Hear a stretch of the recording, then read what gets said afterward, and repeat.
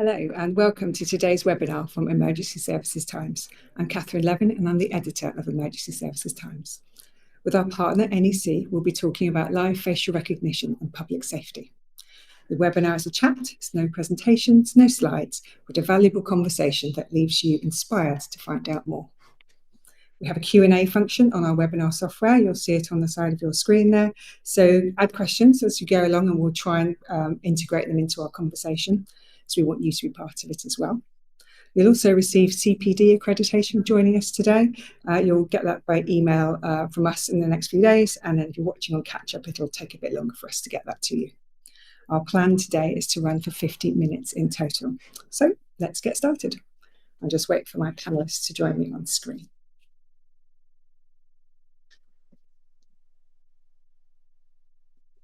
Here we are, excellent. So I'm delighted to introduce Aryana Tavanai, Inspector Ben Gwyer, and Superintendent Ian Taylor.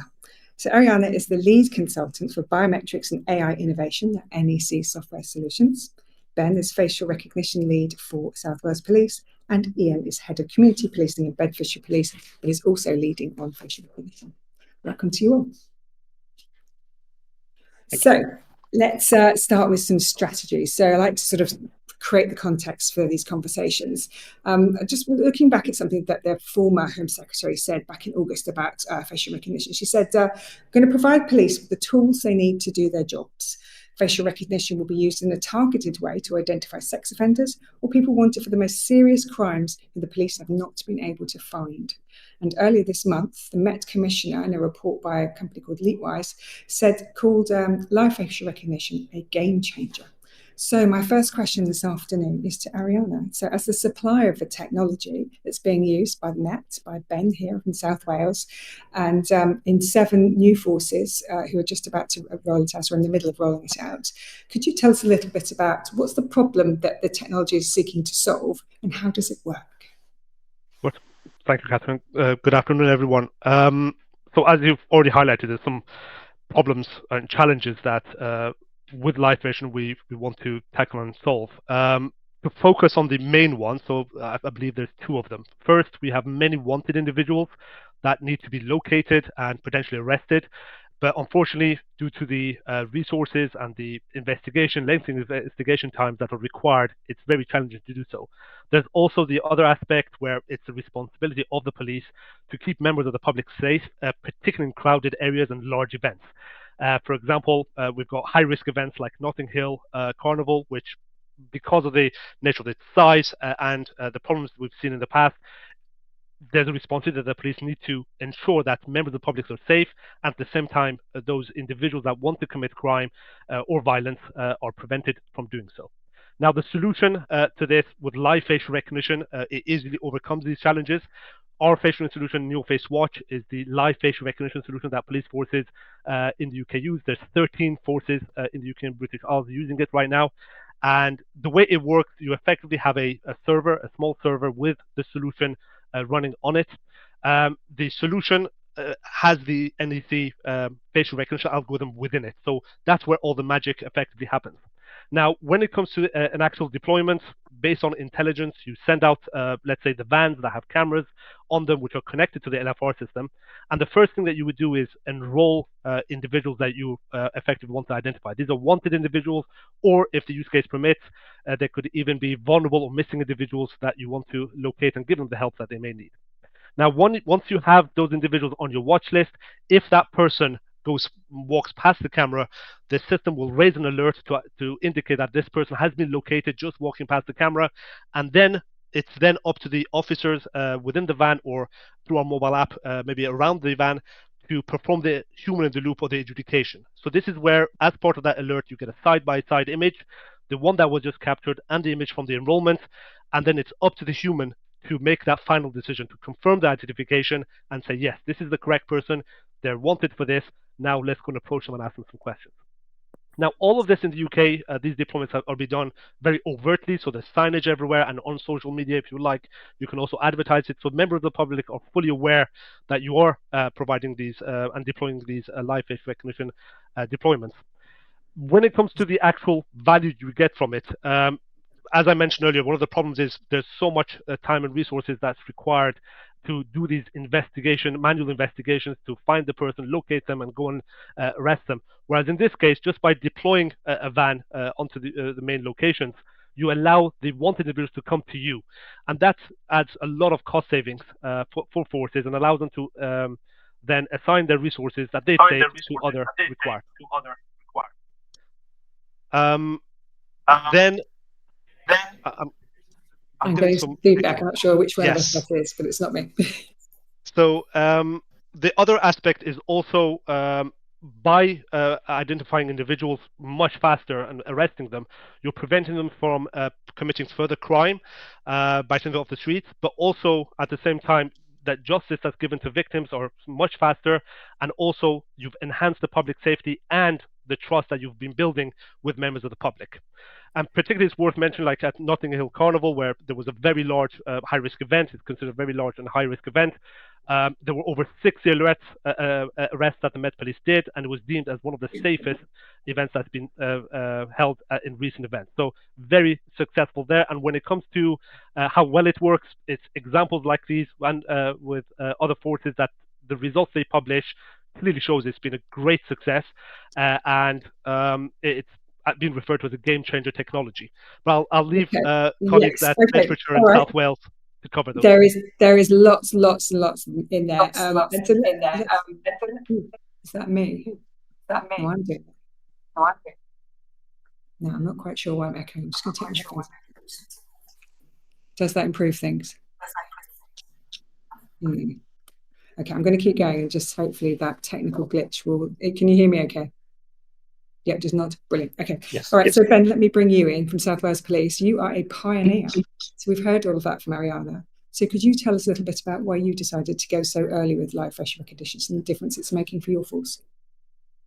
Yeah, so South Wales Police has been a pioneer force in this for quite a while, and we've been very lucky in that we've had a chief constable now and previous chief constables who have recognised the importance of technology in policing. So, you know, as Aryana said, there's massive benefits to be had from this, but the main challenge is when you look at sort of how we develop the business case and how we make the decisions as to how we decide to use this technology. It's very much untrodden ground, and it very much was when we first started. Because how do you prove how much time you've saved by not having to look for somebody because you've been able to catch them more quickly? And that's really a massive challenge for policing now, to really prove its worth, because you know we are doing now very well at finding the people that we need to find, and it is a big challenge. But you know we recognise the importance of to coin the phrase, policing smarter, not harder. You know, technology is evolving all around us, and actually we need to be part of that evolution, not the anchor dragging it back, shall we say. How did you build the business case? How did you convince your senior leaders and your police and crime commissioner that this was the right thing to do? So I can't take the credit for that. The team at the time were obviously involved in that. There was Home Office funding looking for early adopters in that area, and obviously making use of that funding and making sure that it went to the right places and that it was used in the right way was obviously a massive challenge. But again, taking on that risk was a challenge as well, because ultimately police forces know that you know we do have to maintain the support and confidence of the public. So there is a big challenge there. But I think, like we say, we have been very lucky to have those supportive senior managers within South Wales that they didn't necessarily take as much convincing as we might think, because they are pioneers. They really do have that vision that we can do things better. So Ian, let me bring you in here. How have you had that conversation in Bedfordshire? What's that been like in terms of you've watched the Met, you've watched Essex, you've watched South Wales. So in your force, how did you decide to join the current rollout, and what sort of conversations have you been having with senior leaders, but also politicians? Yeah, thank you. I think there's two elements to it, really. So firstly, the use of live facial recognition aligns to our force vision, our mission statement, effectively. So we want to deliver a high quality service across Bedfordshire that consistently makes our community safer, that we're tough on crime. And the second element that I'll bring in is that as part of our force annual delivery plan, we have a specific element on innovation. We sort of pride ourselves on being a forward-thinking, innovative force.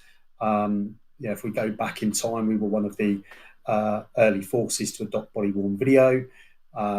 We've got lots of other initiatives that are running in the innovation space. So effective use of AI, which delivers efficiencies for our officers. So last year we went live with redaction software, which has proved a real game changer in terms of time efficiencies, use of AI to consider CCTV trawls. So we've kind of always on the front foot. Live facial recognition, when we deployed at the Bedford River Festival, so that's a really big event that occurs in Bedfordshire on a biannual basis. And again, picking up on the principles that Aryana and Ben have covered in terms of ensuring that we delivered effective public safety at that event. We approached the South Wales Police on mutual aid and brought live facial recognition vans to that event. So that was the start of our journey. Having delivered it there successfully, we then obviously put forward to be a force as part of the national rollout. An easy sort of conversation with the senior leaders and PCC here, because as I say, we're all about being innovative and making effective use of technology that's available to us. In terms of broader engagement with the community, we've really sort of focused heavily on that as we've rolled the technology out. And that's just born from, we know that it's a technology that has divided opinion, with some concerns from the early iterations of the rollout in terms of bias. But again, I'm sure we'll move on to that in due course. But lots of work commissioned through South Wales Police and the Metropolitan Police through the National Physical Laboratory that has got us to a position that we have full confidence that it's a system that operates without bias. Okay, yes, you're right. We will move on to the legal framework. I'm interested in the watch lists that Aryana mentioned earlier in terms of how you develop those. So perhaps, Ben, could you take us through how a watch list works and how that means in terms of you're taking a lot of personal data, what you do with it before, during and afterwards? Yeah, so every deployment has a bespoke watch list. So your watch list has to be intrinsically linked to the purpose that you're deploying for and also the location that you're deploying to. So, a lot of people think that it really just is a scattergun that we will put absolutely everything on everywhere. And that's not the case. So what we have in South Wales, our watch list creation is a very front-loaded process. So, we're getting our officers out on the streets. They're identifying and categorizing people as suspects that they're actively looking for. We've created automated scripts in the background because obviously if we can automate the process, it pulls it down far more accurately. You've got less margin of human error than we would have. So it pulls down those watch lists. So we tend to do high priority suspects. They will be force wide because they are for the most serious types of offences. And the public would expect us to be looking for those individuals everywhere. They're your murderers, your burglars, your high-risk sexual offenders, the types of people that, everybody in society says they need to be captured as quickly as possible. You've then got your sort of standard risk offence. So generally, the offences that would generally tend to go to magistrates' court. With those type of offences, we tend to categorise them by the location. So, for example, my team were deployed in Cardiff today. They wouldn't have had suspects on their watch list for magistrates level offences or summary only offences that would be in Swansea, because it's just not proportionate to justify that level of inclusion. We will then look at warrants. So again, we're directed by the courts. Why wouldn't we look for them everywhere? Because again, we know that there's links between warrants and reoffending. So again, these individuals, they need to be brought in quickly. They're hindering the courts process. They need to be dealt with ultimately. So we look for them everywhere. High risk missing persons in the same category, again, because of that risk that they pose to themselves. And you know, a high risk missing person, it's not a threshold that's given lightly. You know, lots of extra avenues of investigation come into play, obviously, because of the risk that that person poses, either to themselves or others as a result of particular vulnerabilities that they'll have. And then we look at sort of managed offenders. So you will have people on serious crime prevention orders. You'll have people on sexual harm prevention orders, sexual risk orders. And where they've got enforceable conditions is we engage with the offender managers of South Wales Police, and if we've got information of people coming in from other areas, of those areas, and each one of those is individually risk assessed then by the offender manager, you know, a real expert in their field, to say absolutely it's proportionate to look at this person and to make sure that they are adhering to their court imposed conditions. That sounds like quite an onerous process, Ben, that you've just described in terms of creating that list. How much time do you have from making those decisions to creating the list to having the deployment? Because once the deployment is over, presumably that list needs then to be destroyed because it's not valid anymore. Yeah, so a lot of the process is automated. So it is done almost instantaneously in the background by our systems. The sort of management of offenders with court conditions, that's a process that started a long time back. And what happens now is, as people are coming off the list, again, the process is automated.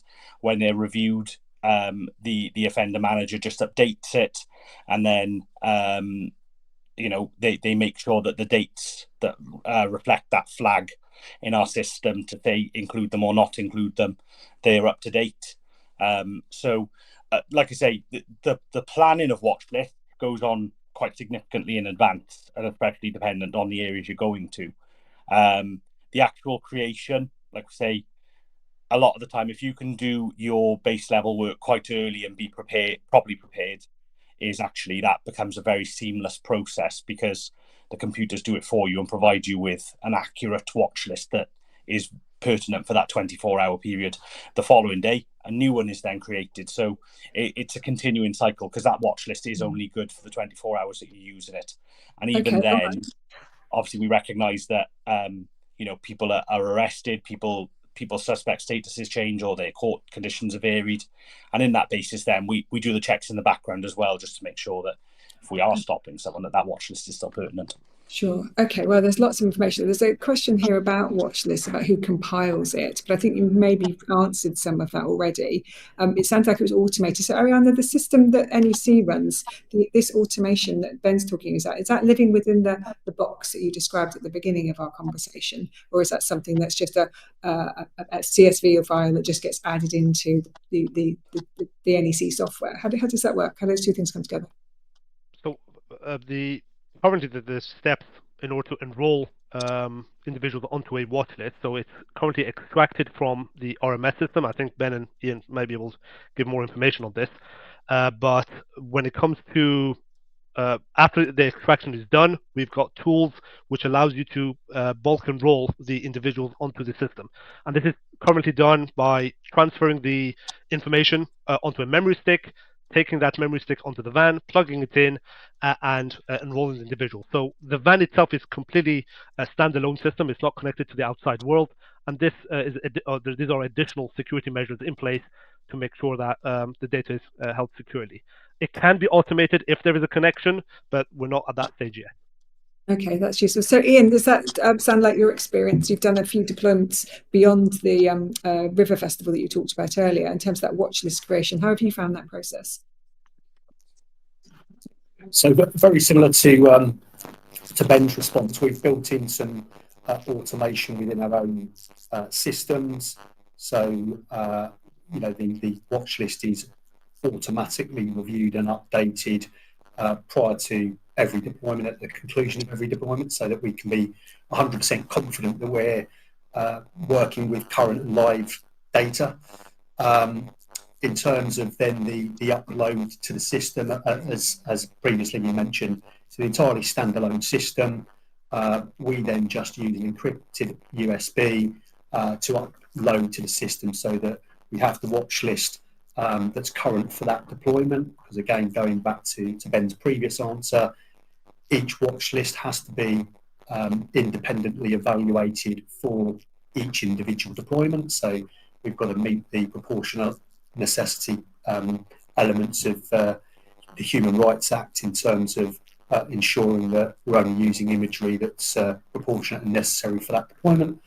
And then at the end of that, the system itself doesn't retain any of the watch list data, so it's an entirely clean system. And then we just simply take our watch list that's on the encrypted USB back into our force systems, and then the process continues again. Okay, all right. I think that's understood. So you've all mentioned legal things in different ways. I wonder if we could go on to that, about the legal obligation. You talked about the Human Rights Act there, Ian. Are there any other legal obligations that you have to consider when you're thinking about using this on the streets of your different locations? What are the sort of primary pieces of legislation, and what's the impact assessment like in terms of what you have to have in terms of data privacy and so forth? What are your obligations? Perhaps, Ben, do you want to just give us a few headlines from that? Yeah, so your first one that you'll always consider is going to be the Human Rights Act. Is what we're doing the right thing to do? And obviously, you know, the impact is massive, because we are potentially impacting, however negligible that impact might be on an individual, or however significant they might feel it is. We are impacting them going about their daily business and how they might feel about that. So it is quite significant. But obviously, there's always a balancing act between, you know, people's rights to be safe, people's rights for their property to be safe, people's rights to fair trial, which again links back to what Ian said about obviously data being the most up to date as it can possibly be. You know, we don't want to be stopping people unnecessarily if you know, something that they have been sought for has already been dealt with. So, you know, there's big challenges around that, and around, again, just the way that you interact with people is, you know, this isn't meant to be oppressive. This is, in essence, traditional policing inquiries being supported by technology. So that's your key one. The big challenges are the Data Protection Act aspects, and I can say very proudly in South Wales Police that I'm supported by our data protection officer, who is nationally retained and supports us right the way across the facial recognition sort of landscape, and she's absolutely fantastic. But we work together then around sort of data minimization. So how can we reduce the amount of data that we're needing to transfer between systems and that we're needing to look at, which again, facial recognition helps us with massively, because we're not just searching through files and files and files of people who might not even be involved in what we're doing. We're able to more accurately do that and more quickly do that, whilst also minimizing the data, because the systems are already built that nothing is retained if you are not on the watch list. And if you are on the watch list, it's a maximum of 24 hours that anything would be retained. So sort of big challenges around that, big challenges around the sensitive processing. So because we're using unique identifiers under data protection, we have powers under law enforcement to do that, and also for the safeguarding of individuals and for the state. But again, that's got to be balanced against the rights of the individual. Are there less intrusive means that you could utilize as well, and that you also need to explore? So you can't just say, well, we think this is going to be better. You really got to justify that, and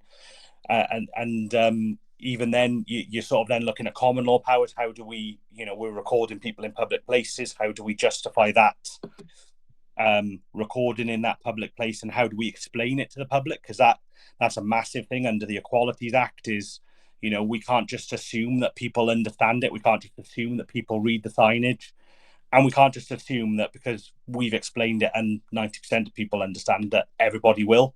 So we have to really take those steps to make sure that where we are engaging with people and where we are trying to support people in accessing those rights, that ultimately that we're achieving those goals.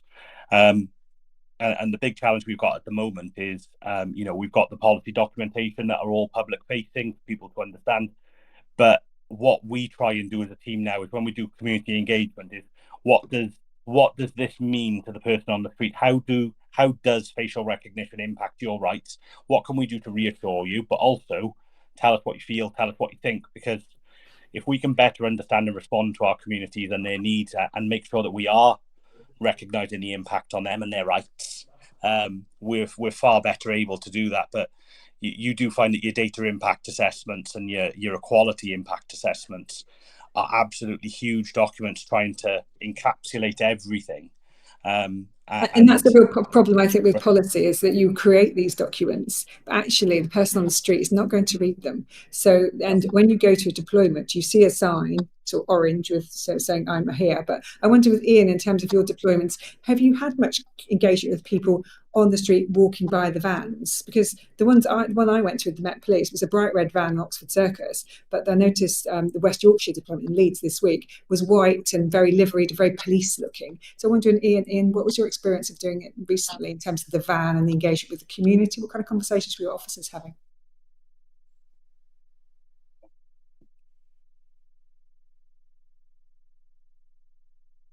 You need to take yourself off mute, Ian.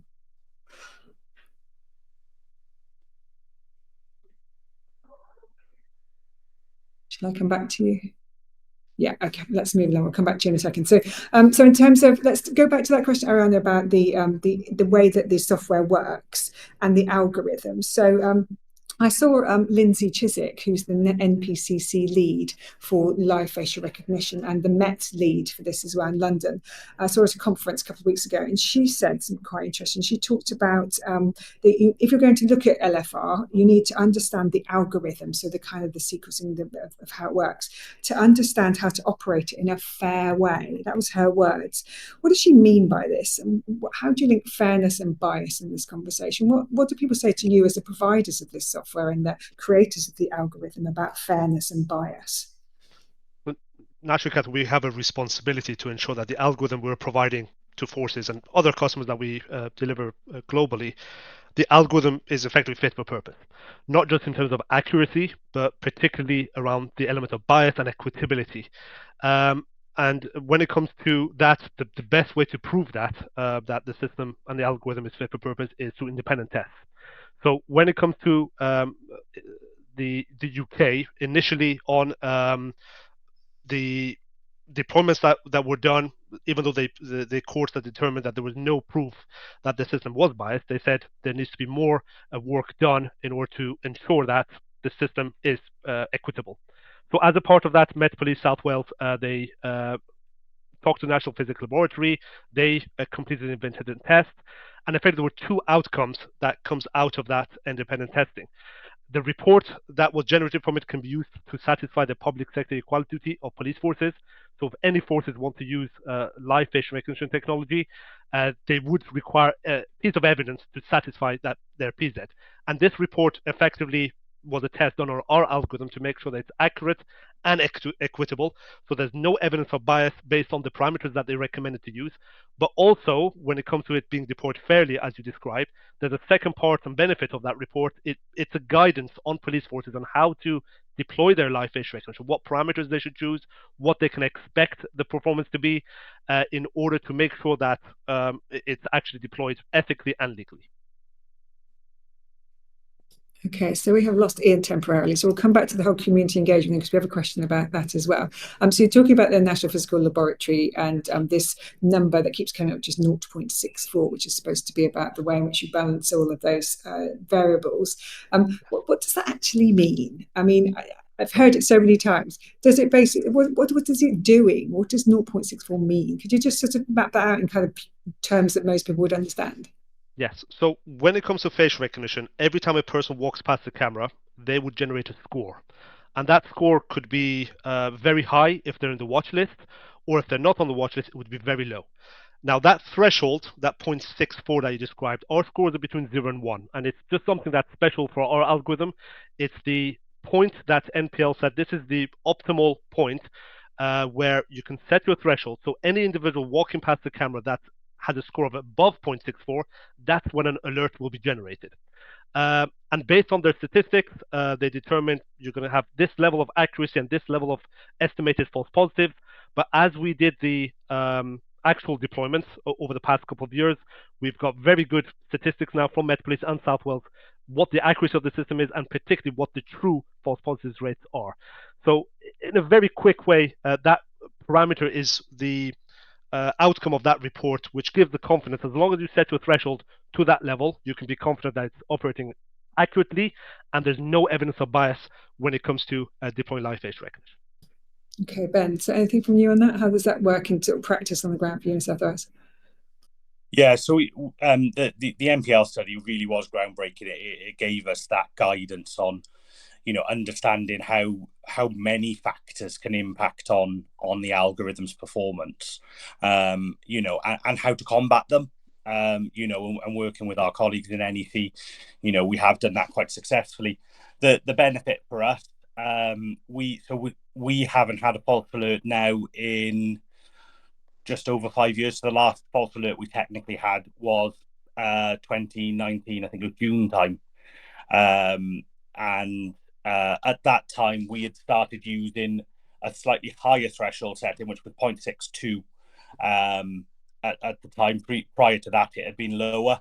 And we sort of settled on that as a sweet spot at the time. When we then did further testing, 0.64 was the point where no false alerts were created. Now, what that does is it gives us a real confidence that we can say to the public, if we're alerting on people, we should be going and engaging with them and finding out whether they are the right person or not. But what we do train all of our staff is, whilst yes, the technology is there to help us, you still have to be investigatively curious. You have to be going and making those inquiries and speaking with people. So just because the computer's directing you to somebody, you don't just assume that it's going to be right. You assume it's wrong until you confirm otherwise. But obviously, you've still got a reasonable suspicion that you can go and approach that person, that they are the right person, shall we say. Yeah, it's interesting to talk about the being curious and the human. It's always the problem with these technologies. It's all about the human in the loop and not letting the technology do everything. There's some very practical question here from Tom Griffiths, I see.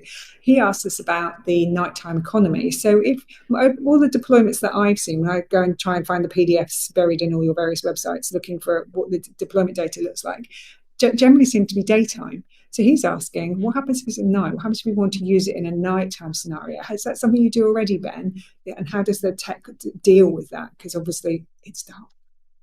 Yeah, so we've done some limited testing in low light. What you tend to find is most of the sort of PTZ cameras available, they don't work particularly well at night. What you tend to find is you have to zoom in a little bit closer to your zones of recognition, get smaller, and you start getting impact off inconsistent light sources then. So I'm not sure if you're aware, in March for the Six Nations, we trialled a semi-permanent fixed infrastructure. So lamppost built cameras, they're powered off the lampposts, working with the local authorities. They provide the power and they install them for us, and we can move them around as we need to. But they then they transmit their feeds back to the vans where the processing happens. Now, those cameras work far better in low light. So we're looking to do some testing of nighttime economy, looking at some violence against women and girls operations targeting predatory behaviours. And we're looking to try and run those in the run-up to Christmas and the festive period now. So we have done it. It's got mixed success is probably the best way of describing it. But we're hoping that with the new cameras now, that will be achievable. The other option is you can, something that again we're going to look at, is working with the local authorities around sort of safety as well. So some of the local authorities have lampposts that they can increase and decrease the brightness. So especially when you're looking at sort of nighttime economy areas and well-populated areas, is actually they can sometimes increase the brightness for the period that you need to deploy, and then obviously run your operations later into the evening as a result of that. So that's something that we're exploring. Again, we're very lucky in that we've got sort of local authorities that are willing to try and work with us to make their town safer and their city safer. So there's a lot of opportunity there. So yeah, previously it hasn't been done massively, but we are working towards that. So Aryana, can I just ask in terms of the tech, the cameras that Ben talked about? So with the van, you have the camera sitting on top, and then the people inside with the technology doing whatever it is they're doing in the van. Does NEC supply the cameras as well as the black box and the algorithm you've talked about, or is that a different supplier? Thinking about how the vans yeah, we could. Sometimes forces tend to provide they've got their own suppliers that provide the cameras. And as Ben said, it really comes down to the camera and how good it is, especially on the low light, for example. So I know Axis cameras, they've got much better sensors when it comes to low light. So Met Police have done a lot of tests at night time, especially with just the ambient light that you get from shops. You could get some very good results from that. Take it to the extreme, even in complete darkness, we've also done some tests with shortwave infrared cameras. But generally the feedback, especially when it comes to nighttime, is can the human operator determine and do that final confirmation based on the images that they see? So the technology can potentially do it, but getting a very poor quality dark image, or in the case of shortwave infrared, they're very grayscale with strange eyes, can the human operator make that confirmation themselves? And that's where the challenge also sits. That's really interesting that it was about the humans being able to distinguish given the light available. Ian, welcome back. Can you come? Let's see if we can hear you. Can you say something? Marvelous. Yes. So you've missed out on this short conversation we've just had about can the cameras be used at night, and we've sort of had a bit of a chat about that. But I want to come back to community engagement. We have two questions from our audience today asking about community engagement. One specifically around how do you sort of socialise that with your public? So I know that at the Emergency Services Show we talked to Leanne Morehouse and Andrew Hendry from Police Scotland in Devon and Cornwall respectively, who were both in the start of their consultation process with the public. Is that something that you did, Ian, in Bedfordshire, to consult with the public to tell them we were doing it? And if not, what other kind of engagement have you done to sort of socialise the use of this technology? Yes, very much so. Again, going back to my previous point, I think we were conscious that there's probably a lot of misinformation that sits out there in relation to live facial recognition. Again, a perception that certainly our advisory groups that we engage with extensively within the force had a perception that actually this is a tool that's shows bias. So we engage not only with our independent advisory groups and our community scrutiny panels that work quite extensively with the force day to day in any event, but actually held public engagement events as well. So sent it out to key stakeholders, key community contacts and members to invite them in to our force. A presentation from me around actually what is live facial recognition, giving them that reassurance around how the technology is used, how it operates. Because again, I think there was a misconception across the public more broadly, and I say the public of the UK, that actually it's drawing in and collating lots of personal data relating to the general public, which simply isn't the case. I think Ben and certainly Aryana may have covered that, but actually, we're comparing a biometric template that's created from the watch list with a biometric template that's created from a facial scan of somebody that enters, the field of vision of the vans. It will then very, immediately compare that. And if there's no match, that biometric template that's been created of the person that's walked into the sort of field of vision is deleted within, a matter of, milliseconds. So we're not. And I think that, coupled with a really comprehensive input on the academic study completed by the National Physical Laboratory, in terms of actually if we set the algorithm at 0.64, the academic study tells us that removes bias. In fact, it almost creates zero false alerts. And so I think those two elements reassured the community of the concerns that had previously existed. And of course, then what we also did was a show and tell of the technology. So we had the vans, we invited people to have a look around them, we showed them how it worked, and I think that again was a key element to sort of winning trust and confidence with the. Did you talk to the press? Did you bring the press in on that in terms of sort of managing the local, regional, national media? Yeah. The short answer is we did do a media release, but we've got a more formalised media day next week where we're inviting local and national media into watch one of our deployments. And Ben, what's your experience of dealing with the press in terms of live facial recognition, given the length of time you've been doing it? What's the level of interest? What sort of issues are you finding? And are you using, so that's a few questions at once, but they're all related. I noticed that the Met Police is using successes that it's finding with LFR, particularly around a conviction that was just this week from someone who'd been seen back in April, spotted, and has now been sent to prison for 8 years for a violent knife crime, but was spotted through the watch list walking down the street in London. So it's a success story, it's a media story, but I wonder at the other end of it, at the beginning of it, how you sort of talk to the press and bring them in to kind of understand what things we've talked about here. Yeah, we've had a very mixed bag from the press. Most of the reporting seems to at least attempt to be as unbiased as possible. The main challenge is that most of the information that is publicly available is from pre-2019, where we know that there were challenges in the way that it was being used, and we know that we didn't have the knowledge that we have now of it in an operational context. But from a South Wales perspective, we've been on Crime Watch, we've been on national news a number of times, and that's always been very positive. The responses we get back are positive. We put a lot out on our social media. One of the main challenges we're getting at the moment is just the timeliness of getting those results in, because we are seeing good outcomes come through, but then obviously cautious about releasing them before people go to court, and obviously then when they're getting the outcomes, then we're trying to pick those up afterwards. But I don't think they necessarily have that same impact as they do of saying, we've been able to lock this person up this week and they've now been given 10 years in court, in prison, for example. But yeah, we quite actively do that. We do show and tells for the media as well. We do them quite regularly.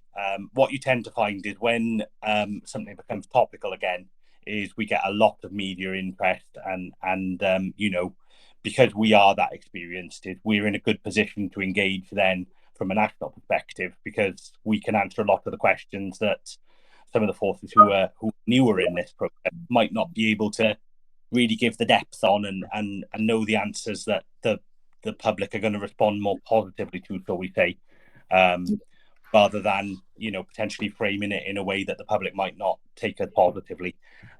So there's a lot of positives to take away from it. So I think a lot of that starts for me to think about whether there should be a national approach. So you're in South Wales, obviously policing is not devolved in Wales. So you have England and Wales police forces through the Home Office. Should there be a national coordination of all of this so that it is the same policies, same procedures, same approach to the media, same dealings with things, templated? I noticed there's going to be a legal framework consultation for LFR coming out from government soon. Leapwire's report that came out a few weeks ago suggested there should be national coordination to achieve consistency and effectiveness. Would you welcome that? Would that help? Because Ben, at the moment, everybody's coming to South Wales saying, tell us what to do. Maybe it should come up to the Home Office and come out from everybody. What are your thoughts on that? So I think that is the aspiration of policing, is to be more coordinated in it. In terms of sort of policy and data protection impact assessments and equality impact assessments, they're always going to have to be bespoke to the area, but the key sort of information in them should be the same, because ultimately whichever group we engage with, we're going to have the same impact upon rights, although they might be more pronounced in some groups than others. Those impacts should really be the same. So there is an attempt at coordination going on, and South Wales Police are more than happy to support that, because from our perspective, if we can all start doing things the same way, the public have a better understanding of what they can expect if they are subject of LFR. And also, if we're getting things right, we can learn from that. And if we're getting things wrong, we can learn from that too. So, there really does need to be that coordination. And I think definitely sort of linking back to the things of the B-Shard inquiry is we know that criminality is now becoming more transient. There definitely needs to be better sharing of data between forces, especially around sort of those most high-risk individuals, whether it be suspects or missing persons or managed offenders, because we know that they do cross force boundaries now, and the world is almost becoming a smaller place by the day. So we need to be more prepared to share information between forces in order to make that work, but also to share with the public what we're doing to keep them safe, because transparency will benefit us massively as well. Okay, so I'm afraid we've come to the last few minutes of the webinar. That has absolutely whizzed by. I'm sorry we lost you for a little bit, Ian, there, but I'm so glad we got you back. Honestly, I could talk about this all afternoon. I think it's a fascinating subject, and it's fantastic to have you all here to talk about it, to get all the different insights, and hopefully people watching have found it very useful. I'm going to ask you each now just to give me one piece of advice for people listening. So we've covered lots of things there. What is the one thing you'd want them to go away and think about? So let's start with you, Aryana. If you had one thing you want people to talk about in terms of LFR, what would it be? What's your piece of advice? So, based on the conversations we've had with police forces, it's very easy to use live facial recognition, but it's not easy to adopt it. There's a lot of things that goes on behind the scenes when it comes to documentation processes that you need to make sure you have in advance before going live. But also another important aspect of it is to learn through practice. So my recommendation is start simple and small. So we could provide you, for example, with small POC boxes.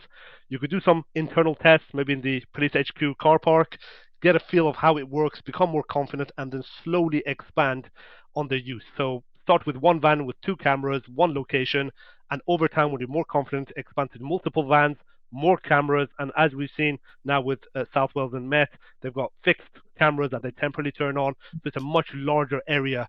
And all of this only you can get from actual experience, and you need to slowly build on it. We're happy to support you, and there's so many forces now that can give you advice on that. So if I was to say that, start small, yeah, and expand and learn as you go. Excellent, thank you. Ben, how about you? What's your one piece of advice? So my one piece of advice would be engage as broadly as you can.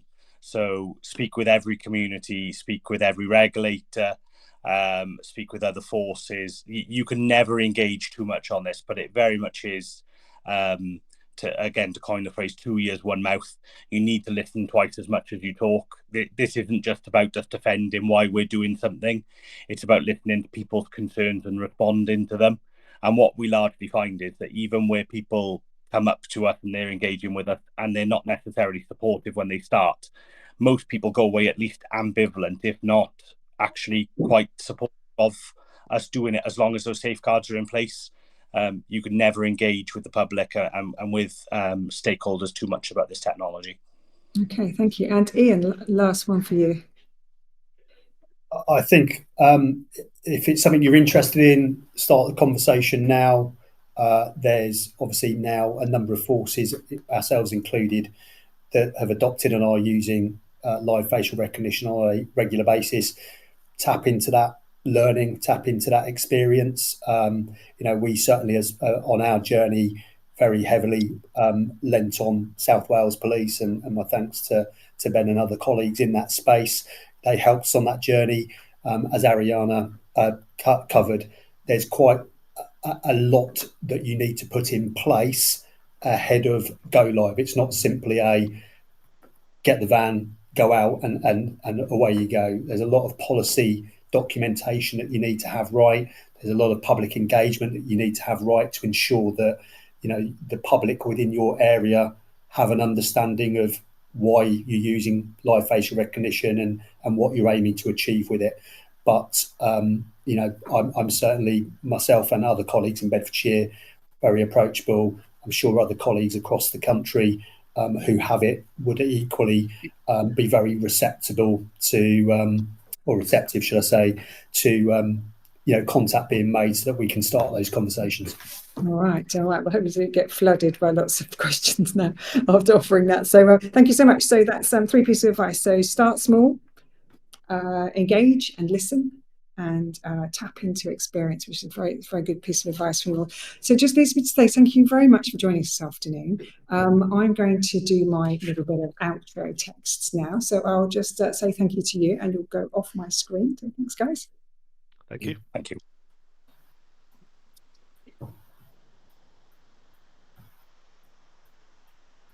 Okay, wow, that was great. In fact, we missed the whole section I didn't actually get to go to because there was so much to talk about.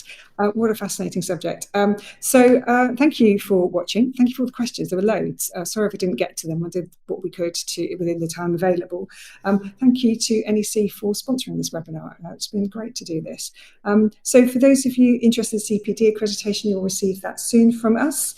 Our next webinar is on the 20th of November. We'll be looking at road safety digital alerting with HARS Alert. You can visit our website at emergencyservicestimes.com to keep yourself up to date. The story about West Yorkshire was there yesterday from their Leeds deployment, so read all about that. And you can sign up for our daily digest to stay up to date. But it just leaves me to say thank you very much for watching.